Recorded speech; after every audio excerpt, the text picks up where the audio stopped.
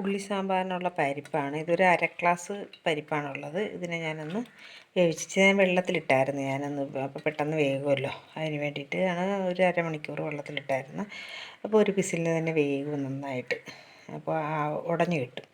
അതിന് വേണ്ടിയിട്ടാണ്. അപ്പോൾ ഇതിനെ ഞാൻ ഇച്ചിരി വെള്ളം ഒഴിച്ച് അടുപ്പത്ത് വെക്കട്ടെ. അപ്പോൾ നമ്മുടെ സാമ്പാറിനുള്ള ഉള്ളിയാണ്.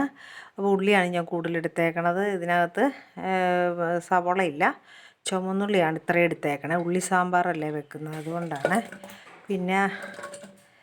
പിന്നെ കുറച്ച് വെളുത്തുള്ളി ഇടുന്നുണ്ട്. കാരണം പരിപ്പൊക്കെ ചേരുമ്പോൾ ഗ്യാസിനൊക്കെ പിടിക്കാഴികയൊക്കെ വരാൻ സാധ്യതയുള്ളതുകൊണ്ട് അത് ഇടുന്നുണ്ട്. പിന്നെയെന്ന് പറഞ്ഞാൽ ചോറിനാണ് ഞാനിത് വെക്കുന്നത്. അതുകൊണ്ട് തന്നെ 2 തക്കാളി, ഒരു ടേസ്റ്റിനാണത്, കഷ്ണമൊന്നും കിട്ടത്തില്ല. പിന്നെ 2 3 വെണ്ടയ്ക്ക ഞാൻ എടുത്തിട്ടുണ്ട്. ഒരു കഷ്ണം ചോറിനായതുകൊണ്ട് വേണമല്ലോ എന്ന് ഓർത്താണ്. ഇതൊന്നും ഇട്ടില്ലെങ്കിലും ഒരു കുഴപ്പമില്ല. പക്ഷേ തക്കാളി വേണം കേട്ടോ. ഉള്ളി സാമ്പാറിന് തക്കാളി മസ്റ്റായിട്ടും വേണം. വെണ്ടയ്ക്കയൊക്കെ കഷ്ണങ്ങളൊന്നും ചേർക്കണമെന്നില്ല. ഇത് ഇഡ്ഡലിക്കൊക്കെ ആണെങ്കിൽ എരിവ് കുറച്ചെടുക്കാം, ചോറിനാണെങ്കിൽ കുറച്ച് എരിവ് കൂട്ടിയെടുക്കണം. അപ്പോൾ അതിനകത്തേക്ക് ഞാൻ ഇത്രയും കായം, ഒരു അര സ്പൂൺ കായത്തോളം ഇടുന്നുണ്ട്. ഞാൻ സാമ്പാർ പൊടിച്ചതാണ് ഇടുന്നത്. പക്ഷേ എന്നാലും നമ്മൾ കുറച്ച് കഷ്ണത്തിൽ കുറച്ച് സാമ്പാർ പൊടി ഈ കായപ്പൊടി ഇടുന്നത് നല്ലതാണ്. പിന്നെയെന്ന് പറഞ്ഞാൽ ഒരു ലേശം മഞ്ഞൾപ്പൊടി നമ്മൾ കഷ്ണത്തിൽ ഒന്ന് വേകുമ്പോൾ ഒരു കളർ കിട്ടാൻ വേണ്ടി മാത്രം ഇച്ചിരി ഇടുക. പിന്നെ നമുക്ക് പൊടി ചേർക്കാം. അത് നമ്മൾ വീട്ടിലുണ്ടാക്കുന്ന പൊടി തന്നെയാണ് നല്ലത്. കുറച്ച് വെള്ളം കൂടെ ഒഴിക്കാം. അപ്പോൾ വെള്ളം ഒഴിച്ചു കുറച്ച് ഉപ്പും കൂടെ ഇട്ടിട്ട് നമുക്ക് ഇതിനെ വേവിച്ചെടുക്കാം. എന്നിട്ട് ഉപ്പൊട്ടും ഇട്ടില്ലായിരുന്നു, ഇപ്പോൾ ഇടുവാണ് കേട്ടോ. അപ്പോൾ ഇട്ടു. പിന്നെ ചോറിനായതുകൊണ്ട് നമ്മൾ ഇച്ചിരി പുളി കൂടെ ചേർക്കും ലാസ്റ്റ്.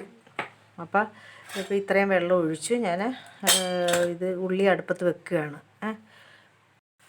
അപ്പോൾ നമ്മുടെ സാമ്പാറിൻ്റെ ഉള്ളിയൊക്കെ വെന്തിട്ടുണ്ട്. അപ്പോൾ ഇത് നമ്മൾ ഇതിനകത്തേക്ക് ഇറക്കി വെച്ചിട്ട് ഈ വെണ്ടയ്ക്ക എണ്ണയിൽ വാട്ടിയിടുന്നത് നല്ലതാണ്. ഇറക്കി വെച്ചിട്ട് ഇത് ഇടിയാണ്. വെണ്ടയ്ക്ക 2 3 ഇടിയാണ്. അത് ചോറിനായതുകൊണ്ട് കഷ്ണം വേണമല്ലോ, അതുകൊണ്ടാണ് അങ്ങനെ ചെയ്യണത്. ഇനിയിപ്പോൾ നമ്മൾ ഇതിനകത്തേക്ക് നമ്മളിനിയിപ്പോൾ വറതാളിച്ചിട്ട് കടുക് ഇട്ടത്, ഇപ്പം കടുകും ഇച്ചിരി ഉലുവായും കൂടെ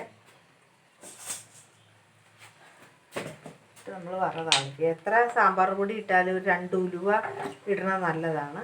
ഇപ്പോൾ സാമ്പാർ ഇച്ചിരി വെളിച്ചെണ്ണ ഒഴിച്ചു.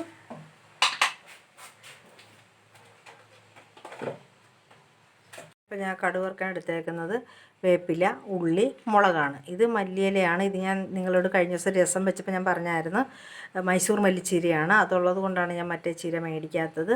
അത് കുറച്ച് ഉണ്ട്, അതുകൊണ്ടാണ്. അപ്പോൾ ഇനി അടുത്തത് നമ്മൾ കുറച്ച് കായവും മഞ്ഞൾപ്പൊടിയും ഉപ്പും ഇട്ടാണ് വേവിച്ചത്. അതിലേക്ക് 2 സ്പൂൺ സാമ്പാർ പൊടി, 1 സ്പൂൺ മല്ലിപ്പൊടി, 1/2 സ്പൂൺ മുളക് പൊടി. എരിവ് കുറഞ്ഞ പൊടിയാണ്, പക്ഷേ ഇതിന് എരിവ് കുറവാണ്. നമ്മളുണ്ടാക്കുമ്പോൾ എരിവ് കുറച്ചാണ് പൊടി ഉണ്ടാക്കണത്. അപ്പോൾ അതുകൊണ്ട് തന്നെ ചോറിനായതുകൊണ്ട് കുറച്ചുകൂടെ, സാമ്പാറിന് ദോശയ്ക്കൊക്കെ ആണെങ്കിൽ ഈ മുളക് പൊടി ചേർക്കേണ്ട ആവശ്യമില്ല. അപ്പോൾ അങ്ങനെ കായ ഇട്ട് വേവിച്ചു. ഇനിയിപ്പോൾ നമ്മൾ വറതാളിക്കാൻ പോവുകയാണ്. ഇനിയിപ്പോൾ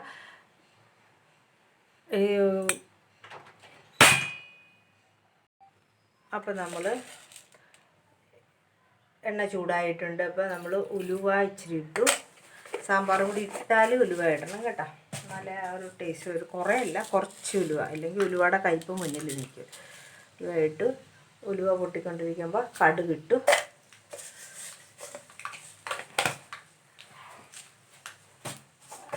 അപ്പോൾ കടുക് പൊട്ടി വരുന്നുണ്ട്. പൊട്ടി വരുമ്പോൾ നമ്മൾ അതിലേക്ക്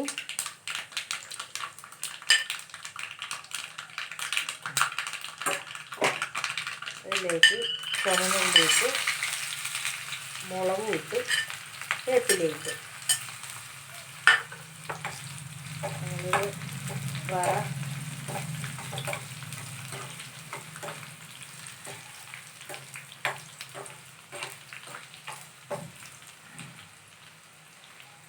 വറ മൂത്ത് വന്നിട്ടുണ്ട്, മൂത്ത് വരുന്നുണ്ട്.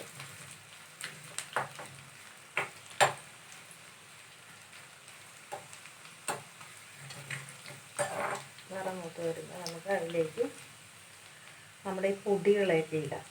ആദ്യം നമ്മൾ ഈ സാമ്പാർ പൊടി എന്ന് പറഞ്ഞാൽ വറുത്ത് പൊടിച്ചതാണ്, അതുകൊണ്ട് അതിനെ മൂപ്പിക്കണമെന്നില്ല.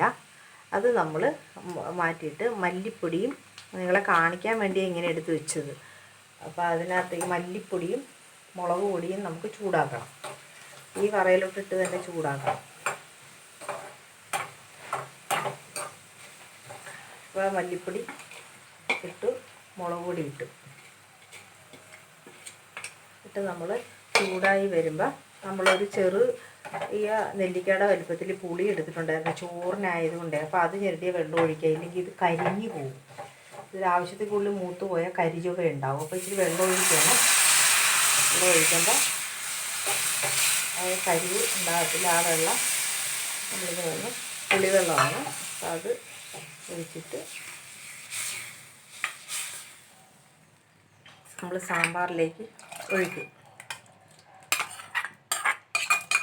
സാമ്പാറിലേക്ക് ഒഴിച്ചിട്ട് നമ്മൾ ഈ സാമ്പാർ പൊടി ഇടും അതിലേക്ക്. സാമ്പാർ പൊടി നമ്മൾ അതിലേക്കിട്ട് ഇളക്കും.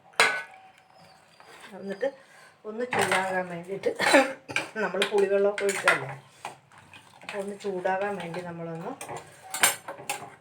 അടുപ്പത്ത് വെക്കുകയാണ്. ഉപ്പും പുളിയൊക്കെ ഈ സമയത്ത് നോക്കണം.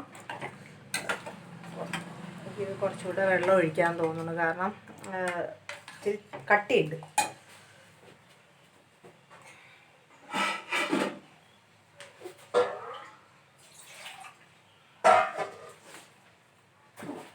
അപ്പോൾ കുറച്ചുകൂടി ഞാൻ വെള്ളം ഒഴിക്കണേ. അപ്പോൾ ഒന്ന് തിളയ്ക്കാൻ നിൽക്കണം.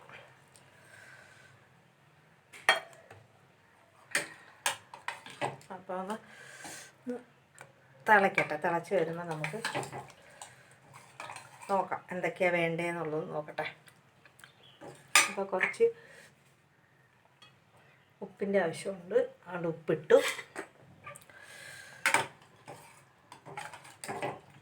ഉപ്പിട്ട് ചില സാമ്പാർ കാണുമ്പോൾ അറിയാം അതിൻ്റെ ടേസ്റ്റ്. കാരണം ചില ഹോട്ടലുകളിൽ ചെല്ലുമ്പോൾ നമുക്ക് സാമ്പാറിന് വേണ്ടിയിട്ടായിരിക്കും ചിലപ്പോൾ ചോറ് വാങ്ങണത്. സാമ്പാർ കണ്ടാൽ നമുക്ക് കഴിക്കാൻ തോന്നത്തില്ല. കാരണം ഒരുമാതിരി മഞ്ഞച്ച് ഒരുമാതിരിത്തെ കളറിലിരിക്കും. അതുകൂടി ചോറിനാൽ നമുക്ക് തൃപ്തിയില്ല. ഈ സാമ്പാർ നിങ്ങൾ കളറൊന്ന് നോക്കണം. കളർ നോക്കൂ എങ്ങനെയുണ്ടെന്ന് നോക്കി. ഇത് കണ്ടാൽ മനസ്സിലാകും ഇതിൻ്റെ ടേസ്റ്റ്. കണ്ട കഷ്ണമൊന്നുമില്ല കേട്ടോ, ഉള്ളി സാമ്പാറാണ്. അപ്പോൾ ഉള്ളിയൊക്കെ അരിയാതെയൊക്കെ ഇടണം. മുറിച്ചിട്ടാൽ തീരെ അലുത്തു പോകും. അങ്ങനെ അലുത്താൽ കൊള്ളത്തില്ല. അപ്പോൾ ഞാൻ ഇച്ചിരി മല്ലിയില ഇടിയാണ്. ഇപ്പോൾ സാമ്പാർ നമ്മുടെ തിളക്കാനായിട്ടുണ്ട്. അപ്പോൾ അത് ഇത്രയും മതി. മറ്റേ മൈസൂർ മല്ലി ആയതുകൊണ്ട് കുറച്ചിട്ടാൽ മതി. അപ്പോൾ അതങ്ങനെ ഇട്ടു. എന്താ നമ്മുടെ സാമ്പാർ റെഡി ആയിട്ടുണ്ട്. നല്ല ടേസ്റ്റുള്ള സാമ്പാർ. ഇതൊന്ന് കണ്ടു നോക്കും നിങ്ങൾ. ഇതൊന്ന് കണ്ടാലേ നിങ്ങൾക്കറിയാം ഇതിന് ടേസ്റ്റ് ഉണ്ടോ ഇല്ല എന്നുള്ളത്. കാരണം അമ്മമാർക്കൊക്കെ സാമ്പാറൊക്കെ കണ്ടാൽ മതി. ഏത് കറിയാണെങ്കിലും കണ്ടാൽ മതി അതിൻ്റെ രുചി അറിയാനായിട്ട്. കാരണം അവരൊക്കെ പണ്ട് കാലം തൊട്ട് രുചികരമായ ഫുഡുകൾ വെച്ചിട്ടുള്ളവരായതുകൊണ്ട് തന്നെ. അപ്പോൾ ഇത് എങ്ങനെയുണ്ടെന്നുള്ളത് കാഴ്ചക്കാർക്ക് മനസ്സിലാകും. അപ്പോൾ നല്ല അടിപൊളി സാമ്പാറാണ്. നിങ്ങൾ വെക്കുക. നിങ്ങൾ എൻ്റെ ചാനലൊന്ന് സബ്സ്ക്രൈബ് ചെയ്യാൻ മറക്കരുത്. ഞാൻ എപ്പോഴും പറയാറുണ്ട്, നിങ്ങൾ സബ്സ്ക്രൈബ് ചെയ്യുക. വീണ്ടും എൻ്റെ ലിങ്കുകൾ നിങ്ങൾക്ക് നോട്ടിഫിക്കേഷൻ വരണമെങ്കിൽ നിങ്ങൾ അടുത്തുള്ള ബെൽ ബട്ടൺ കൂടെ ഒന്ന് ഞെക്കിയാൽ നിങ്ങൾക്ക് എൻ്റെ ചാനലിൻ്റെ എല്ലാ നോട്ടിഫിക്കേഷനും നിങ്ങളുടെ മൊബൈലിൽ എത്തുന്നതാണ്. അപ്പോൾ അതുകൊണ്ട് നിങ്ങൾ സബ്സ്ക്രൈബ് ചെയ്യുക, ഷെയർ ചെയ്യുക, ലൈക്ക് ചെയ്യുക, കമൻറ്റ് ചെയ്യുക. ഇതെല്ലാം ആവശ്യമാണ്. അപ്പോൾ അതുകൊണ്ട് ഇതെല്ലാം ചെയ്ത് നിങ്ങൾ സപ്പോർട്ട് ചെയ്ത് നിൽക്കുക. അപ്പോൾ നിങ്ങൾക്ക് എല്ലാ വീഡിയോസും നിങ്ങളുടെ കയ്യിലെത്തുന്നതായിരിക്കും. അപ്പോൾ ഇപ്പോൾ സാമ്പാർ കണ്ടല്ലോ, ഇതാണ് എൻ്റെ സാമ്പാർ. ഇതാണ് കണ്ടോ, നല്ല സാമ്പാർ. എല്ലാവർക്കും ഇഷ്ടമാണ് ഇത്. സദ്യക്കൊക്കെ കഴിക്കുന്ന പോലത്തെ സാമ്പാർ തന്നെയാണ്. ഇങ്ങനെ തന്നെ ഒന്ന് വെച്ച് നോക്കും, നല്ലതാണ്. അപ്പം ഓക്കെ.